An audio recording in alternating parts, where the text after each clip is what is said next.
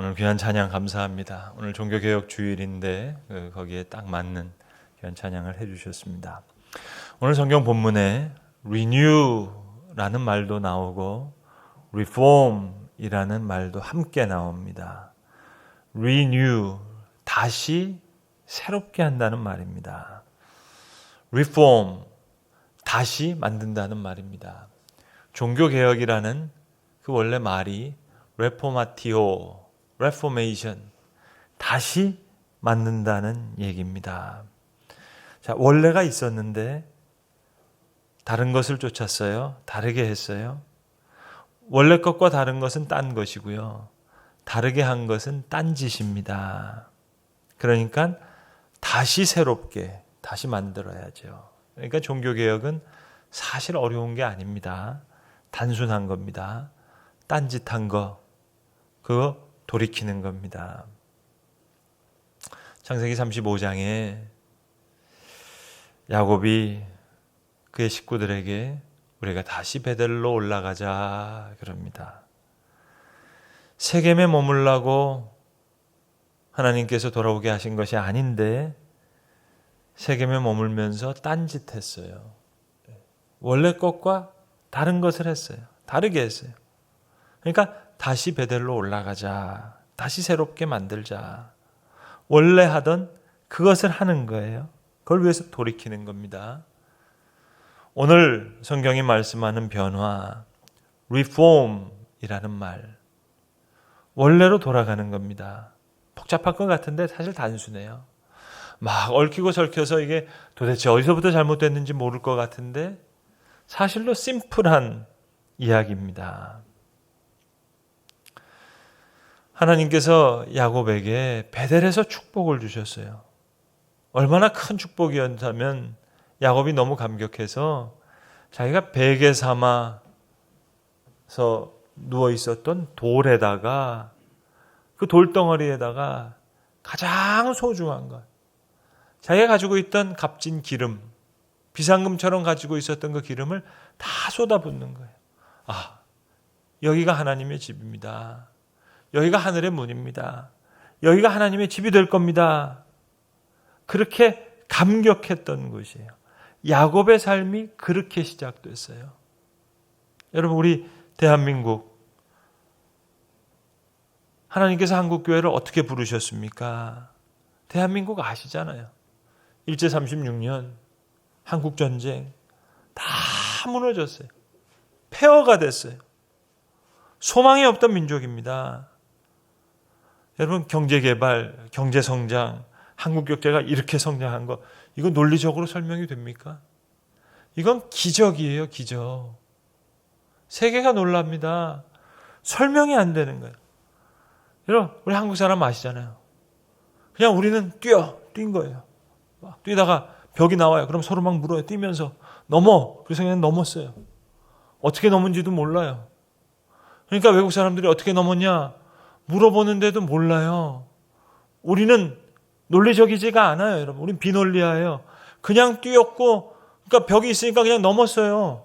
어떻게 된지를 몰라요. 그러니까 외국 사람들이 물어봐도 설명이 안 되는 거예요. 대한민국이 성장한 것, 한국교회가 이렇게 성장한 것, 설명이 안 되는 거예요.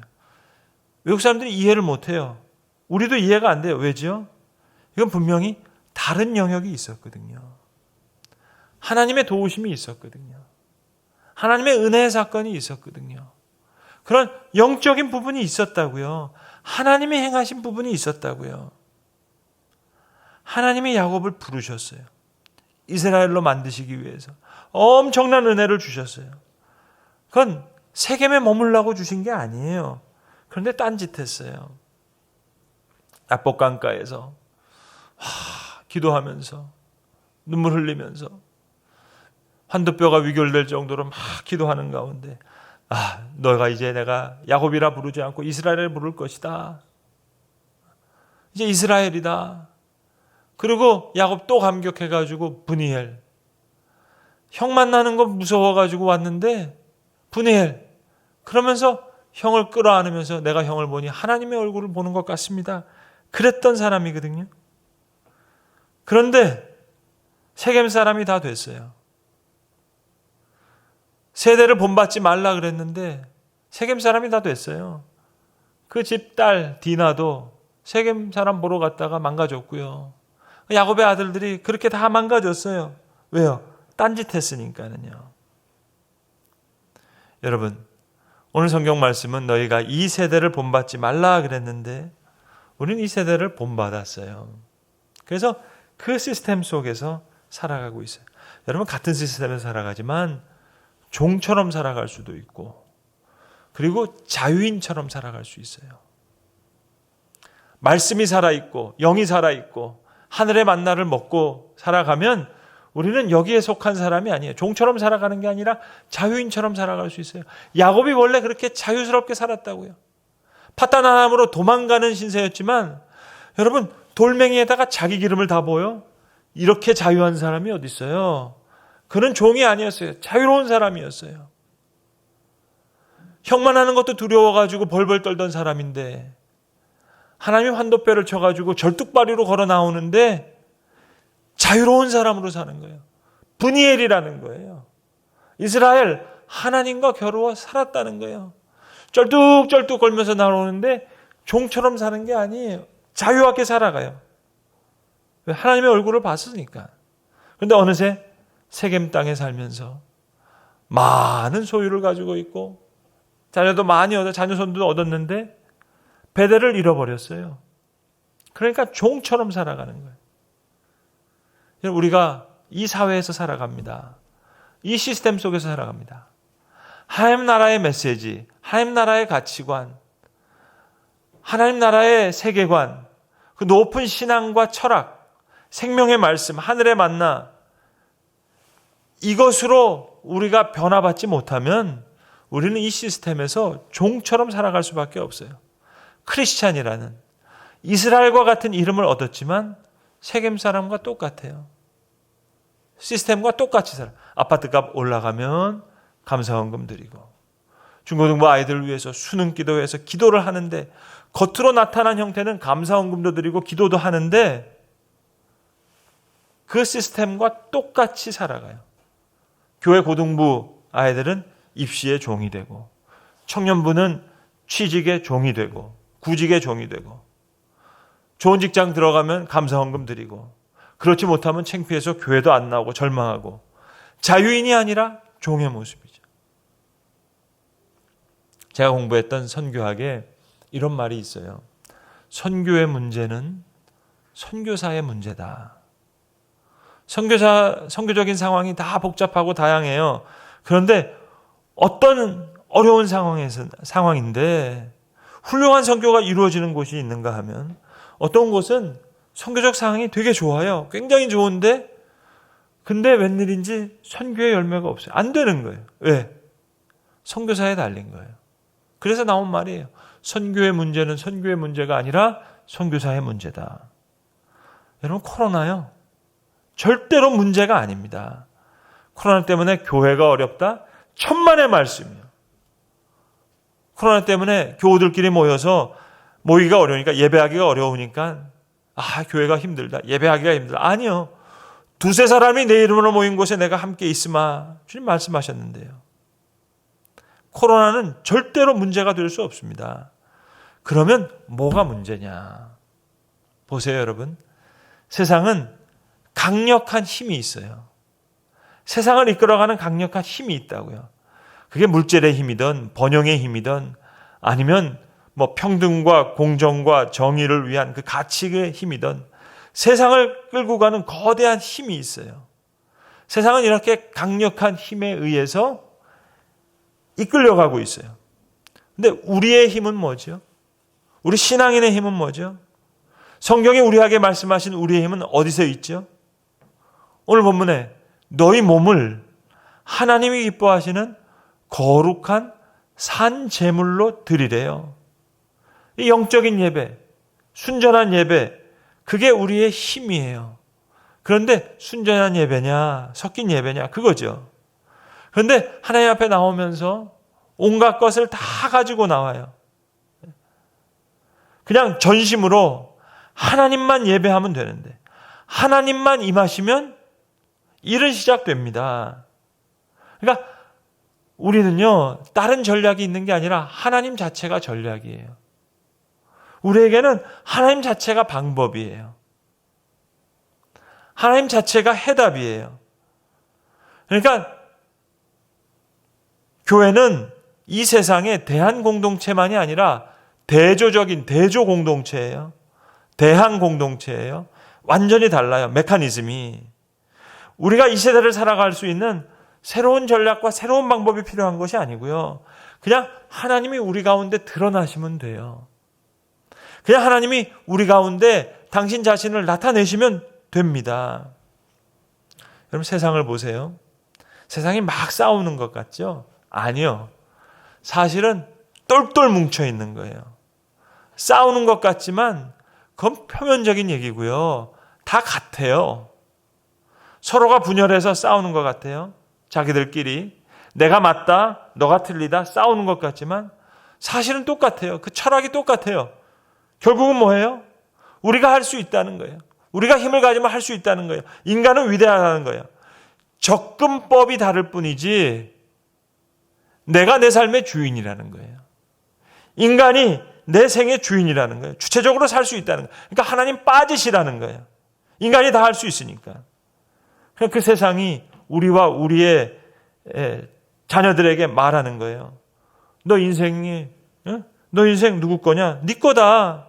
너 자신이 주인이다. 연로적으로 살든 뭘 하든 너 인생의 주인은 너다. 여러분, 어떻게 내 인생이 내 것이에요? 하나님 것이죠. 너의 인생, 너 주도적으로 가는 거다. 어떻게 주도적으로 살아갈 수 있어요? 하나님의 이끌림을 받아야죠. 네 인생 네 거다. 아니요. 내 인생 하나님이 인도하시죠. 하나님 거죠. 너 인생 너가 주도적으로 이끌어가라. 언제 누가 그렇게 얘기했어요? 성경이 언제 그렇게 얘기했어요? 하나님이 우리의 주인이십니다.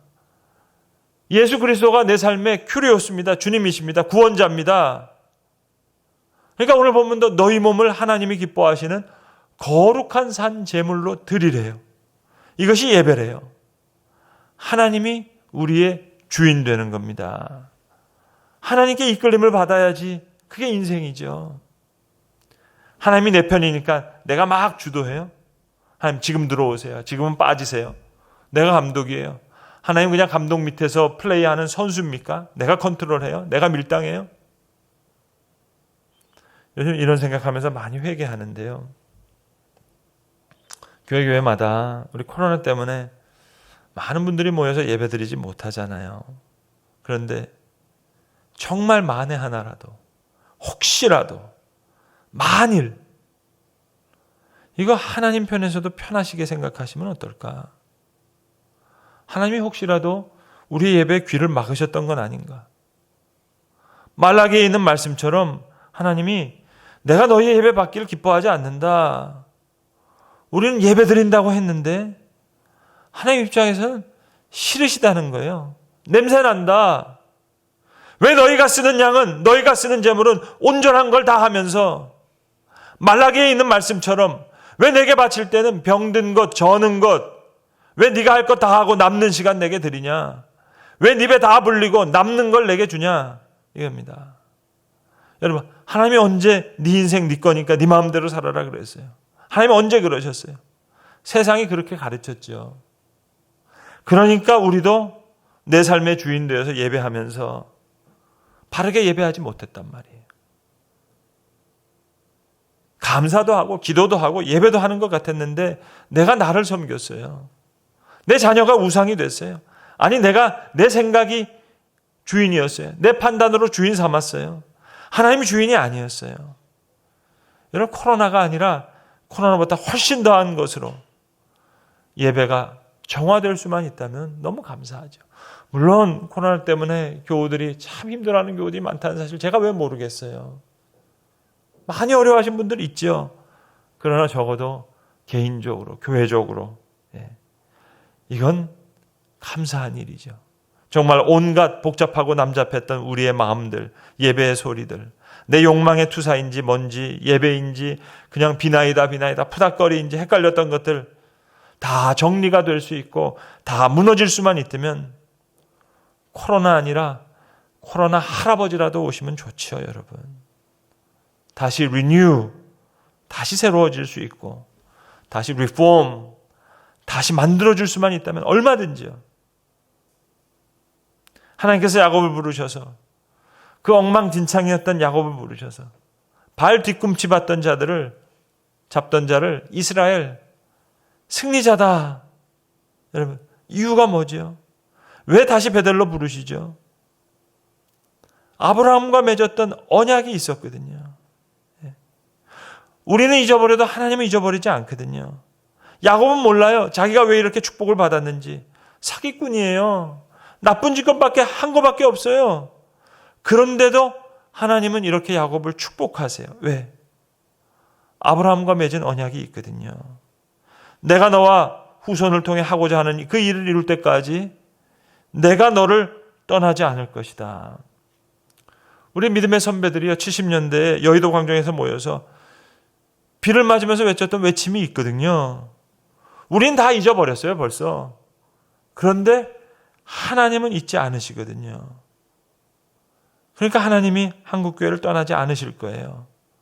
우리가 한 집만 놓고 보면 당장 떠나셔도 우리는 할 말이 없는데 하나님이 우리 믿음의 선조들에게 약속하신 것이 있기 때문에 하나님은 떠나지 않으실 겁니다.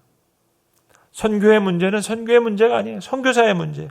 목회의 문제는 목회의 문제가 아니에요. 목회자의 문제예요. 신앙의 문제는 신앙의 문제가 아니에요. 신앙인의 문제예요. 예배의 문제는 예배의 문제가 아니에요. 예배자의 문제예요. 기도의 문제는 기도의 문제가 아니에요. 기도자의 문제죠. 코로나는 아무런 문제가 없어요. 아무 상관없어요.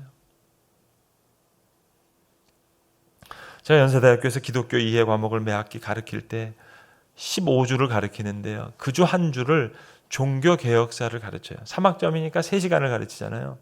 근데 2시간은 유럽에 있는 다른 나라들, 뭐 영국, 독일, 이탈리아, 스위스, 네덜란드, 스페인, 스웨덴, 노르웨이 할 것 없이 정교 일치였거든요. 철치와 스테이트가 일치됐거든요. 그걸 2시간 동안 쭉 설명드려요. 그래서 얼마나 많은 문제가 있었는지.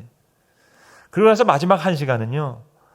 미국과 프랑스를 대조하면서 설명하는데 1시간을 할애합니다. 미국의 정교 분리와 프랑스의 정교 분리. 둘 다 정교 분리를 이루었는데 미국은 우호적인 정교 분리가 됐고요. 프랑스는 비우호적인 정교 분리가 됐어요. 미국은 지금도 대통령 선서할 때 목사님이 축도하시잖아요. 대통령이 성경을 손에 얹고 선서합니다. 달러에도 In God we trust. 우리가 하나님 의지합니다. 돈에다 그걸 찍었어요.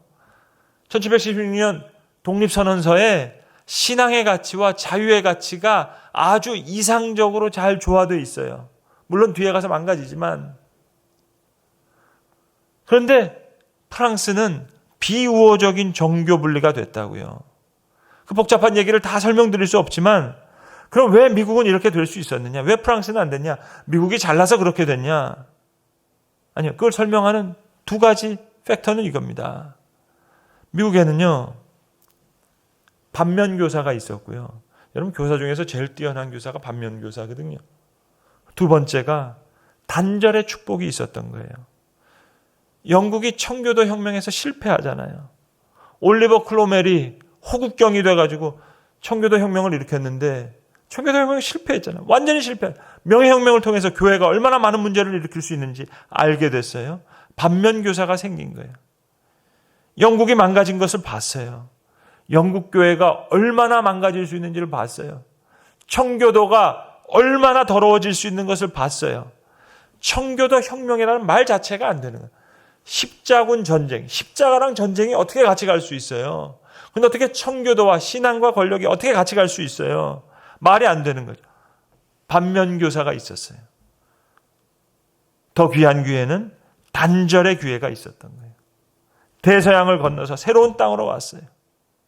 물론 미국 그 뒤로 또 망가지지만 그래도 새롭게 출발할 수 있는 새로운 출발에 복된 출발이었다고요. Renew, Reform, 다시 새로워지고 다시 만들 수 있는 그런 기회가 주어졌던 거예요. 축복이죠. 너희는 이 세대를 본받지 말고 오직 마음을 새롭게 함으로 변화를 받아. 반면교사가 있다면 감사할 일이죠. 단절의 축복이 있다면, 누릴 수만 있다면, 코로나 아니라 코로나 할아버지도 감사하죠, 여러분. 우리가 마음을 새롭게 함으로 변화를 받을 수만 있다면 말입니다.